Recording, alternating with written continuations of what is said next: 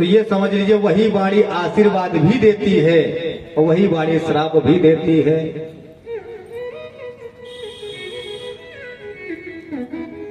राजा परीक्षित के ऊपर दो ही ब्राह्मणों का कोप है। एक जब गर्भ में थे तो अश्वत्थामा ने कोप किया, और जब जन्म हो गया बड़े हुए तो समीक मुनि के द्वारा उनके श्रृंगी ऋषि से जो है उनको कोप प्राप्त हुआ। दोनों का ही श्राप है ये समझ लीजिए। इसलिए परीक्षित को 7वें दिन मरना पड़ा। तो विप्रद्रोह पावक सोच रही,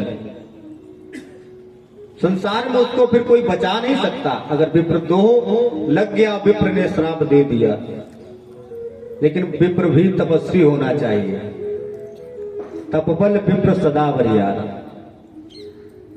विप्र के पास अगर साधना तपस्या नहीं है तो चाहे जितने श्राप देते रहे। ब्राह्मण आज अपने कर्तव्य को भूल गया है।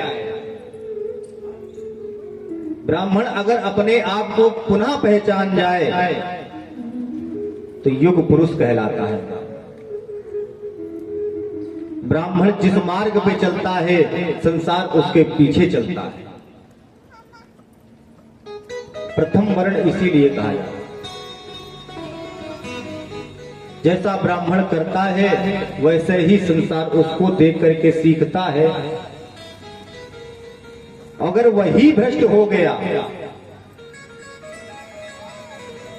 तो फिर इन संसारिक वासियों का कुछ नहीं होने वाला, वो आप में ही भ्रष्ट होता है।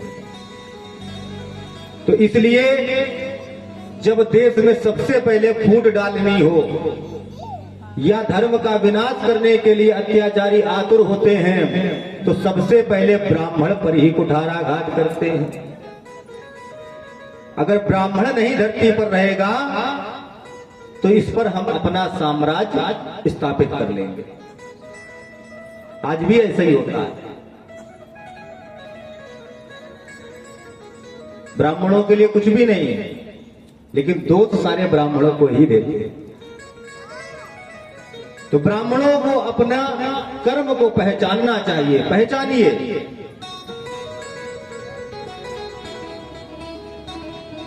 लेकिन बहुत लोग कहते हैं कि महाराज आज के समय सबसे ज्यादा तो ब्राह्मण ही पतित हो गया। लेकिन ब्राह्मण उसी को कहते हैं जिसको ब्रह्म का ज्ञान हो, जो ब्रह्म के ज्ञान में निरंतर लगा रहा हो, जिसने वेदों का अध्ययन किया हो, शास्त्रों का अध्ययन किया हो, उसको ही ब्राह्मण कहा जाता है। बहुत लोग कह देते हैं पंडित जी आप तो पंडिताई करते हो। पंडित हम भी हैं, हिसाब से कथा वाचना।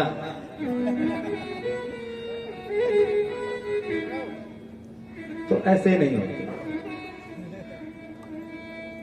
जन्मना जायते इति सूत्र। जब तक ब्राह्मण का संस्कार नहीं होता, जन्म से उसने तो एक ब्राह्मण के घर में जन्म ले लिया,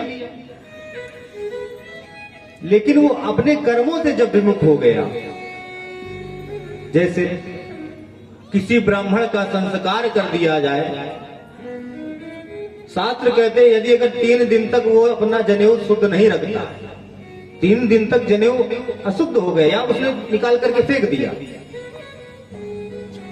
तो पुनः वो शूद्र की भांति हो जाता है।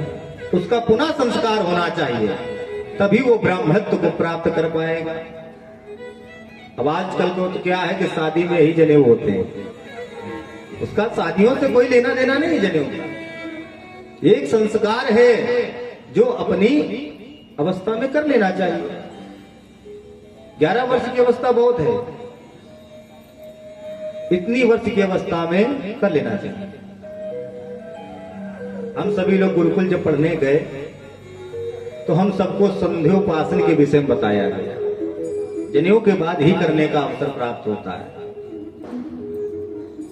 और आजकल बहुत ही कम ऐसे ब्राह्मण होंगे जो संध्या वंदन करते होंगे।